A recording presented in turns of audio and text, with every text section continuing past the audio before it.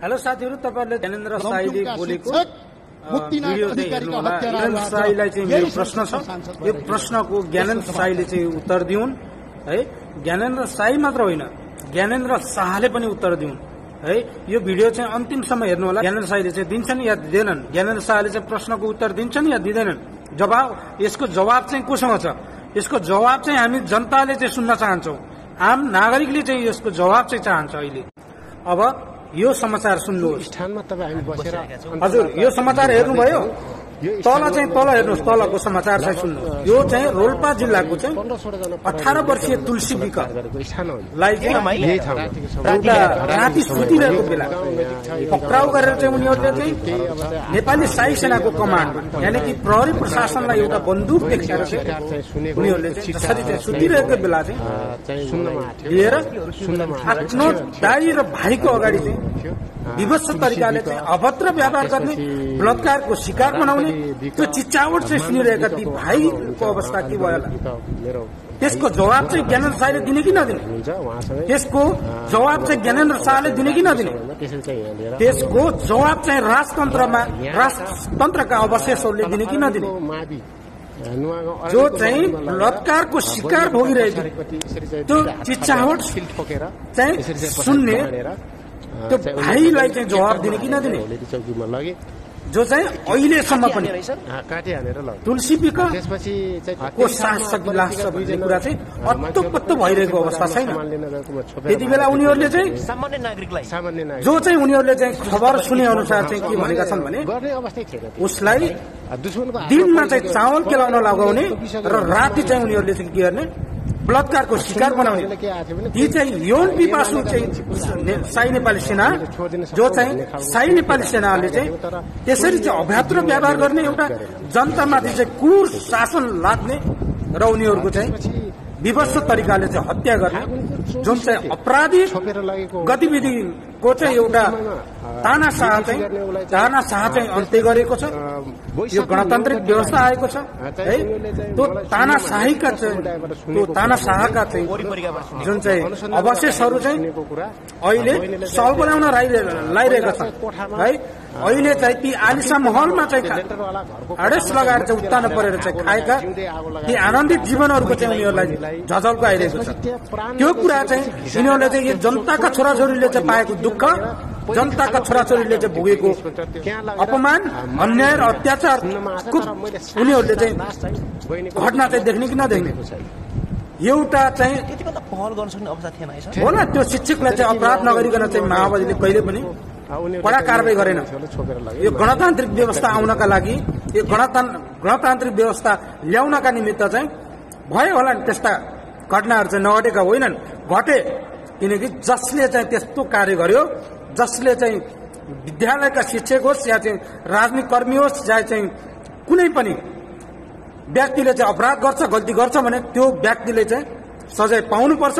त्यति बेला चाहिँ गणतान्त्रिक स्थापनाका लागि चाहिँ जसरी चाहिँ भूमिगत भएर चाहिँ नेपाली जनताका छोराछोरीहरू चाहिँ लागि परे, त्यति बेला चाहिँ त्यो अन्याय देखिसकेनन् र चाहिँ अहिले उनीहरूको चाहिँ कुरा उठाइरहेको छ यो ज्ञानेन्द्र शाहले। हो, त्यति बेला चाहिँ कारवाही गरेकै हो।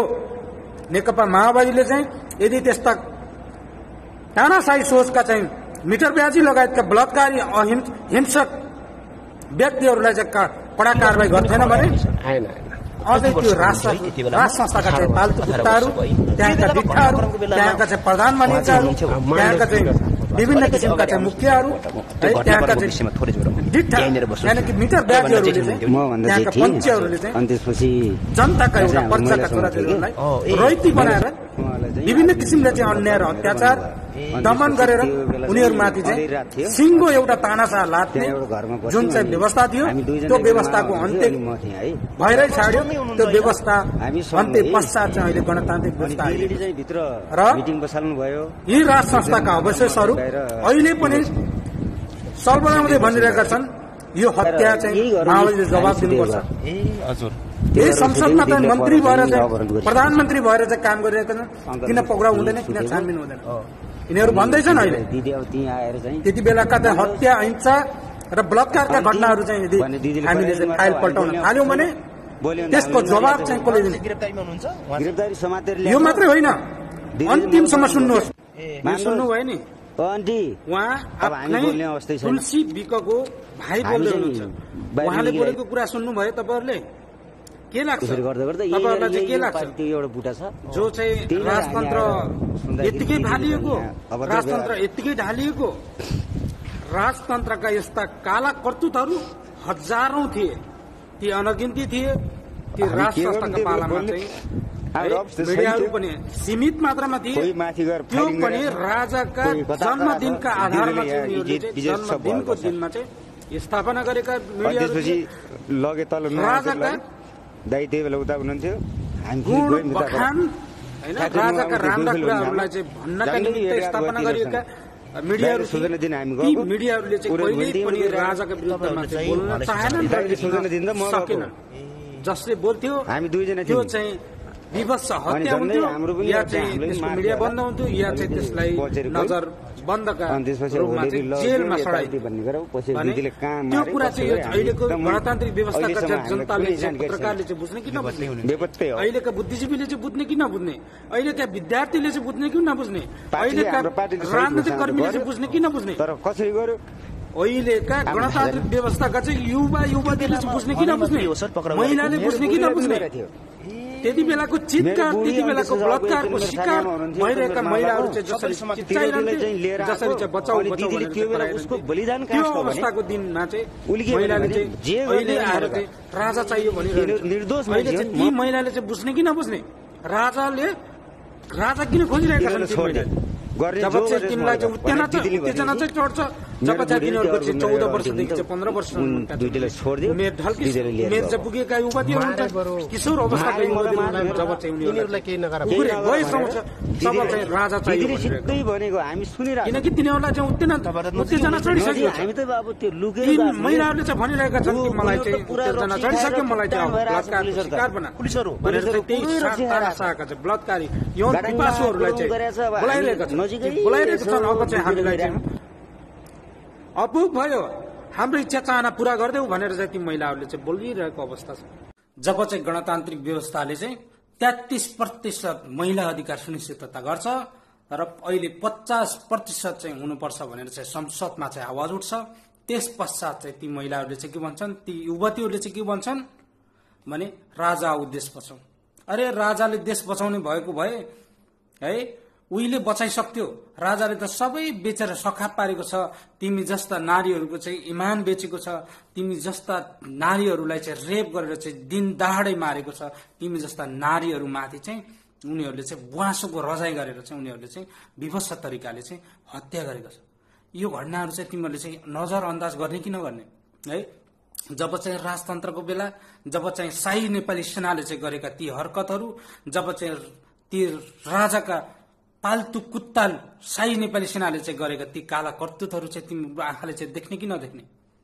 जब चाहिँ हिजो दाङको देउखरीमा चाहिँ त्यसरी चाहिँ चौधरीका छोरीहरूलाई चाहिँ त्यसरी चाहिँ लुची चाहिँ उनीहरूले चाहिँ जसरी चाहिँ चिच्चावट बनाएर चाहिँ उनीहरूले चाहिँ जसरी चाहिँ यौन पिपासुहरूले चाहिँ जसरी लुछेर मारे, त्यस्ता अनगिन्ती घटनाहरू छन्। जस्तै दैलेखको श्रीस्थानमा त्यसरी चाहिँ घाँस काट्न गइरहेका, ती जंगलमा घाँस काट्न गइरहेका, स्याउला खोज्न गइरहेका ती महिलाहरूले चाहिँ, ती गाउँले दिदीबहिनीहरूले चाहिँ है शाही नेपाली सेनाले चाहिँ जब चाहिँ शाही नेपाली सेनाको गस्तीले भेट्छ तब चाहिँ ती महिलाहरूलाई चाहिँ पुरा लुच्छी उनीहरूले चाहिँ त्यो गस्तीले चाहिँ विभत्स तरिकाले चाहिँ तडपाई मारेको छ।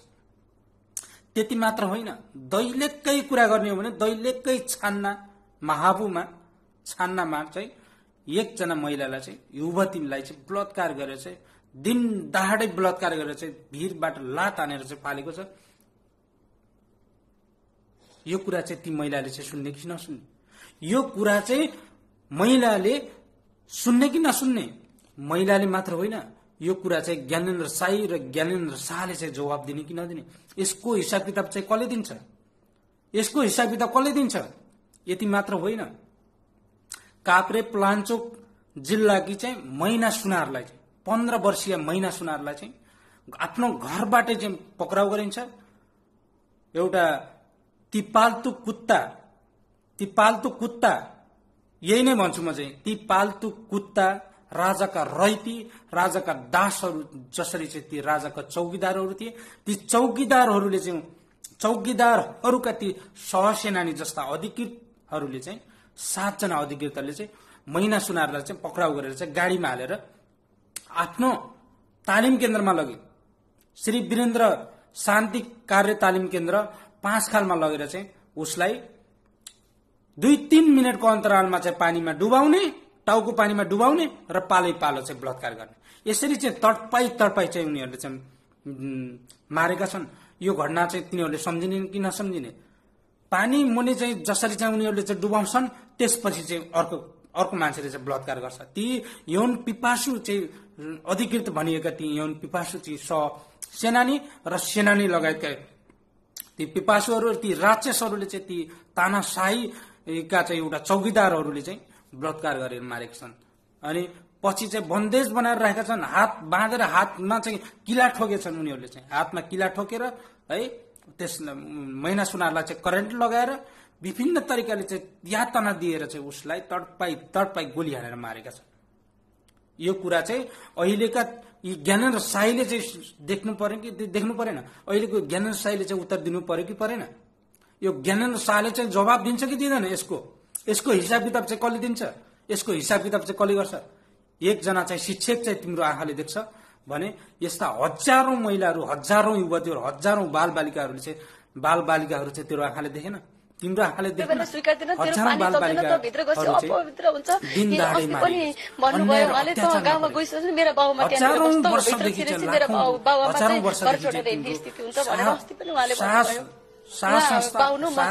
वंशीय र राज संस्थाले चाहिँ जातीय विभेद र लैङ्गिक विभेदलाई चाहिँ निरन्तरता दिँदै ल्यायो र अहिले पनि यो जातीय विभेद चाहिँ अहिले पनि यथावत नै छ।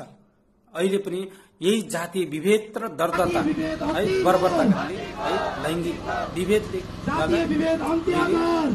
पनि सडकमा चाहिँ आन्दोलन गर्नका लागि चाहिँ हजारौं युवाहरू चाहिँ आइरहेको छ। तिम्रो आँखाले चाहिँ देख्छ कि देख्दैन? तिमी जस्ता चाहिँ कट्टु बेचेर के अरे शिलाजित बेचेर चाहिँ तिमीले चाहिँ भारतमा चाहिँ चौकीदार गरेर चाहिँ उ गरेको होइन। मात्रै होइन, जनयुद्धका प्रथम शहीद दिलबहादुर रम्तेललाई चाहिँ गोर्खा जिल्लाको चाहिँ है सूर्यज्योति माध्यमिक विद्यालयमा चाहिँ अध्ययनरत 4 कक्षामा चाहिँ अध्ययनरत बालक जो चाहिँ निर्दोष बालकमाथि चाहिँ है त्यहाँका शिक्षकहरूलाई चाहिँ गिरफ्तारका लागि चाहिँ गएको दर्जनौं भन्दा धेरै प्रहरीहरूले चाहिँ है त्यहाँको चाहिँ तानाशाही राज्यका चाहिँ पाल्तु कुत्ताहरूले चाहिँ है विद्यार्थीहरूले चाहिँ हाम्रो शिक्षकलाई चाहिँ गिरफ्तार गरिनु हुँदैन, हाम्रो शिक्षकलाई चाहिँ रिहाई गरिनुपर्छ भनेर चाहिँ उनीहरूले चाहिँ आवाज उठाइसकेपछि त्यहाँका ती गिरफ्तार गर्न गएका प्रहरीहरूले चाहिँ है त्यहाँका प्राध्यापक वीरबहादुर गुरुङ र त्यहाँका चाहिँ अर्का एकजना के अरे आङ्काजी श्रेष्ठ त्यहाँका शिक्षकलाई चाहिँ गिरफ्तार गर्छन् र गिरफ्तार पछि चाहिँ आङ्काजी श्रेष्ठ चाहिँ भाग्न सफल हुन्छन् भने वीरबहादुर गुरुङलाई चाहिँ पक्राउ गरेर गिरफ्तार गरेर उनीहरूले कब्जामा राखेको हुन्छ। त्यस पश्चात चाहिँ त्यहाँका बालबालिकाहरूले त्यहाँका विद्यार्थीहरूले चाहिँ आवाज उठाउँछन्, शिक्षकको चाहिँ रिहाई हुनुपर्छ भन्छन्। जब चाहिँ त्यहाँको विद्यालयमा चाहिँ आन्दोलन गरिसकेपछि त्यहाँका साना बालबालिकाहरूले चाहिँ आन्दोलन गरिसकेपछि त्यहाँ चाहिँ गोली चलाइन्छ, प्रहरीले चाहिँ गोली चलाउँछ। गोली चलाइसकेपछि त्यहाँका चाहिँ एकजना रामप्रसाद भट्ट र चाहिँ दिलबहादुर रम्तेललाई चाहिँ गोली लाग्छ। भनेपछि गोली लागेपछि चाहिँ अझै त्यहाँ चाहिँ भयानक घटना चाहिँ उत्पन्न हुन्छ, भयानक समस्या चाहिँ उत्पन्न हुन्छ। त्यहाँ चाहिँ रामप्रसाद भट्टलाई चाहिँ तत्काल औषधि उपचारका लागि चाहिँ हस्पिटल पुर्याइन्छ। त्यहाँका चाहिँ भट्ट भनिएका त्यहाँका चाहिँ ब्राह्मणवादी सोच र चिन्तन भएका चाहिँ जाति अहंकारी जो चाहिँ विभेदकारी थिए, ती विभेदकारी शासकका चम्चाहरूले चाहिँ के गरे भने सार्कीको छोरोलाई चाहिँ छुनु हुँदैन, हामीले चाहिँ छुनु हुँदैन, हामीले छोयो भने जात जान्छ भनेर चाहिँ उनीहरूले चाहिँ एउटा अछुतलाई छुनु हुँदैन भनेर चाहिँ उनीहरूले चाहिँ हस्पिटलसम्म पुर्याउन कोही पनि माने।